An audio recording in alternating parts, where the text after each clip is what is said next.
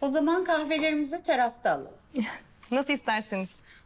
Ben kahve içmeyeceğim. Yatıyorum. Size iyi eğlenceler.